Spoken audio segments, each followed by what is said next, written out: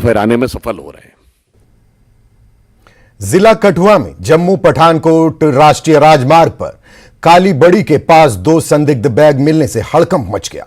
स्थानीय लोगों द्वारा पुलिस को सूचित किया गया, जिसके बाद मौके पर डॉग स्क्वाड, एफएसएल और बम निरोधक दस्ता पहुंचा और बैग को खंगाला।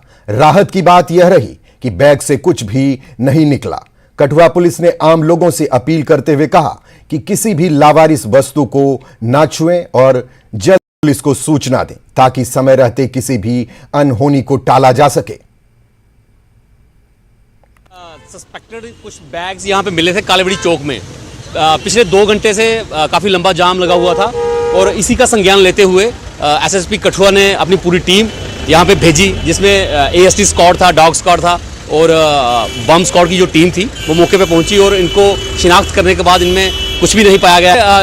एक क्वाज तो क्रिएट हो ही जाता है, टेंस तो बन ही जाता है, सिचुएशन वैसी क्रिएट हो जाती है जब कोई सस्पेक्टेड मटेरियल मिलता है और खास करके पिछले 2-3 घंटे से अगर किसी चीज़ का कोई बाली बारिश ना मिल रहा हो तो फिर ऑब्वियस सी बात है कि एक सनसनी सी खेज फैल जाती है। और आप मीडिया बंधुओं को बहुत बहुत शुक्रिया कि आपने भी थोड़ा सा हाईलाइट किया इसको और जल्दी ही इसका निवारण हो गया।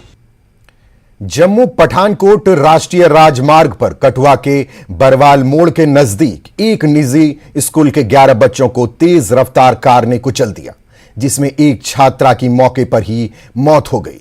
वहीं 10 गंभीर रूप से घायल छात्रों को जीएमसी कठुआ लाया गया है। 2 छात्रों की नाजुक हालत को देखते हुए उन्हें रेफर कर दिया गया है और बाकी का इलाज जीएमसी में चल रहा है।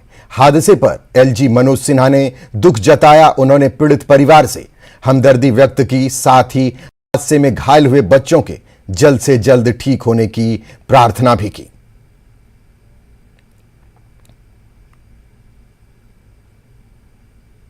घाटी में हो रही बर्फबारी से केसर उगाने वाले किसान